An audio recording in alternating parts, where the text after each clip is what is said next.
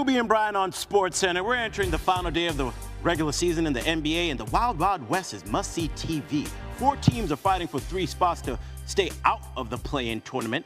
The Nuggets have arguably the easiest path, a win versus Houston, and they're in the playoffs as the 4th seed. Plus, losses by either the Warriors or the Wolves would also secure the Nuggets a playoff spot. As for the Timberwolves, if they beat a Jazz team that's heading into the draft lottery, they'll avoid the play-in. That task should be easier with Anthony Edwards avoiding suspension after getting his 18th technical foul rescinded yesterday, so he's available. The most pivotal game of the afternoon, however, is on ESPN at 3:30 p.m. The Clippers visit the Warriors. If LA wins and Denver loses, then the Clippers leap to the 4th seed. A Clippers win guarantees that they're the 4th or 5th seed, but they cannot finish 6th due to tiebreakers. As for the Warriors, they cannot finish higher than 6th, but can clinch the 6th seed with a win against the Warriors.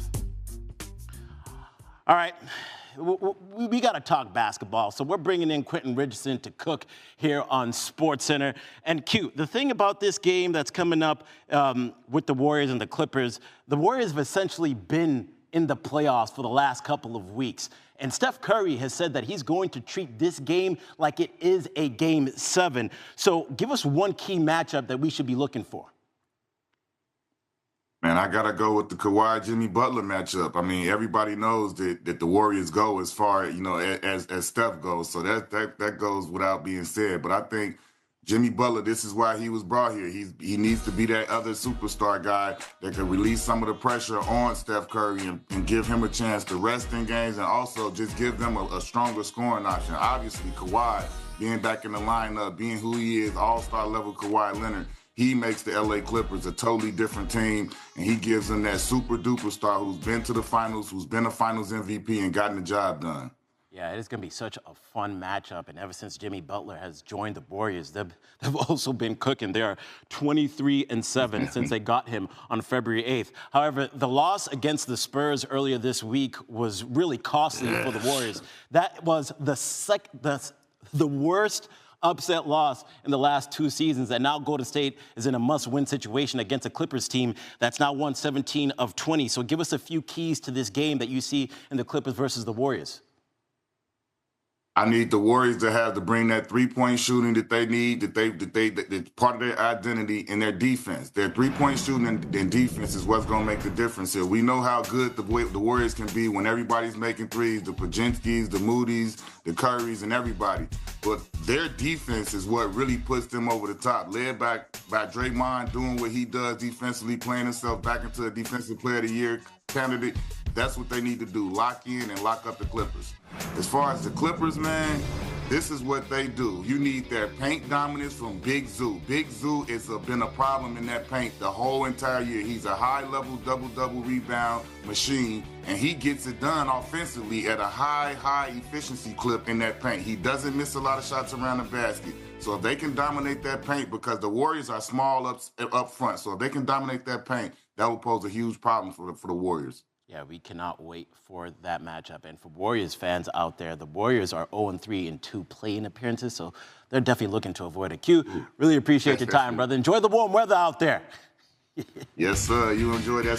Scooby and Brian on SportsCenter. We're entering the final day of the regular season in the NBA, and the Wild Wild West is must-see TV. 4 teams are fighting for 3 spots to stay out of the play-in tournament. The Nuggets have arguably the easiest path, a win versus Houston, and they're in the playoffs as the 4th seed. Plus, losses by either the Warriors or the Wolves would also secure the Nuggets a playoff spot. As for the Timberwolves, if they beat a Jazz team that's heading into the draft lottery, they'll avoid the play-in. That task should be easier with Anthony Edwards avoiding suspension after getting his 18th technical foul rescinded, so he's available. The most pivotal game of the afternoon is on ESPN at 3:30 p.m. Eastern. The Clippers visit the Warriors. If LA wins and Denver loses, then the Clippers leap to the 4th seed. The Clippers win guarantees that they're the 4th or 5th seed, but they cannot finish 6th due to tiebreakers. As for the Warriors, they cannot finish higher than 6th, but can clinch that 6th seed with a win against LA or a loss by the Timberwolves. It's the final day of the NBA regular season, so you got to have Tim McMahon on the show to talk some hoops, right? So, Tim, Steph Curry re-injured his thumb on Friday against the Portland Trail Blazers. What's his status heading into the game? Howdy, Scooby. Officially, Steph is questionable. I would be shocked, and people within the Warriors would be shocked if he's not on the floor today. The question isn't so much, will Steph Curry play? It's how much will that thumb affect him? As you said, he sprained it on Sunday. It is an injury that he had earlier this season in early January. Now, he came back in January and still managed to shoot 40+% from three-point range. But we'll see how that feels for him just a couple of days after suffering this recent re-aggravation. All right, so there's still a lot to play for in the Western Conference. Starting with the Timberwolves, they got a little bit of a boost today with Anthony Edwards getting that technical foul rescinded. So what is the latest on that team and Ant? Well, listen, you might say, hey, it's the Utah Jazz. They don't have any interest in winning. That's a team that right now is tied for number one in the lottery standings with the Washington Wizards and probably doesn't want to screw it up. Guess what, though? Ant has been suspended one game this season when he got that 16th technical. It was against the Jazz in Utah, and the Timberwolves managed to lose that game. So certainly a relief for the Timberwolves that Ant Edwards will be in uniform today, and they can stay out of the play-in scenario with a win. Now, the Houston Rockets raised some eyebrows around the league when the injury reports came out. Most of those injury reports for teams are extremely long, not for the Rockets. They are playing all of their key guys today after giving most of them a rest in the last game. It will probably be a preseason type of tune-up against the Nuggets, who can clinch 4 with a win. The Phoenix Suns, the painful, miserable Phoenix Suns season is finally going to end today in Sacramento. Along with that, almost certainly will the one-and-done tenure of Mike Budenholzer as the Suns coach. The widespread anticipation throughout the league is that Matt Ishbia, the Suns owner for the third time in 3 years, will move on from his head coach at the end of the season. Wow, that is back-to-back years that they have fired their head coach. A lot of drama. On SportsCenter, the NBA regular season comes to an end today. Golden State has been a completely different team with Jimmy Butler since February 8th. They're 23-7 over that span, third best record in the league behind the Thunder and the Celtics. The Clippers, they enter today's matchup on a 7-game win streak. That's tied with the Bucks for the longest active win streak in the NBA. The Clips haven't won 8 straight games since 2023 when it won 9 straight. And if LA wins, Denver loses, then the Clippers leap to the 4th seed. Clipper win guarantees that they're the 4th or the 5th seed, but they can't finish 6th due to tiebreakers. And as for the Warriors, they can't finish any higher than 6, but with that 6th seed, they'll clinch that with a win or a loss to the T-Wolves. So with that at stake, let's bring in our Antscape NBA reporter, David Dennis Jr., and let's talk specifically Golden State and the Clippers. What matchup are you looking for in that game, David?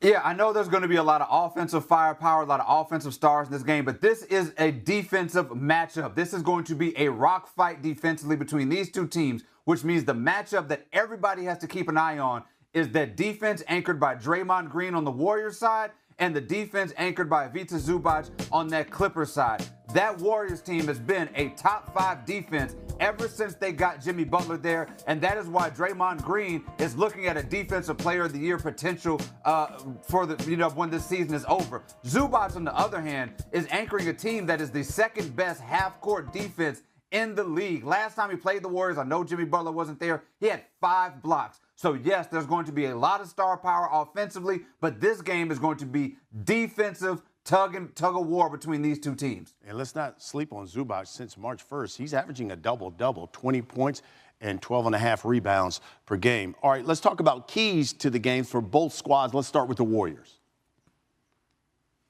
The Warriors, now we can talk that offensive star power. The Warriors is about Stephen Curry. I know there's some things worrying him about that thumb and that injury with the thumb, but this guy is playing at a high level when his back against the wall. Look at what he did, 52, 37, 36 against that Nuggets, Grizzlies, Lakers trio whenever his back was against the wall. This is the time for Stephen Curry to show up and lead this team because they are going to try to do whatever they can to slow him down. On the Clippers side, this is about Kawhi Leonard at what he can do against Jimmy Butler. How can he be defensively a nag to Jimmy Butler? And if anybody on that Warriors team can stop Kawhi over the last 2 months, he's been averaging more than 25 points, looking like prime Kawhi Leonard. Last time he was in a high-pressure situation against that Warriors team, he was holding up the Finals MVP trophy. This is about Steph Curry, Kawhi Leonard, and overall, I cannot wait for this game. This is a Game 7 level game before the playoffs start. I am so excited for this game. This is wings, pizza on the couch. Do not disturb basketball. I'm with you. Steph Curry says the same thing, treating it like a Game 7. By the way, you can see the Clippers Warriors right here on ESPN, 3:30 Eastern. That is David Dennis Jr. Thank you, David. All right, Brian, how about we do a little kiss it goodbye, right? A little fun.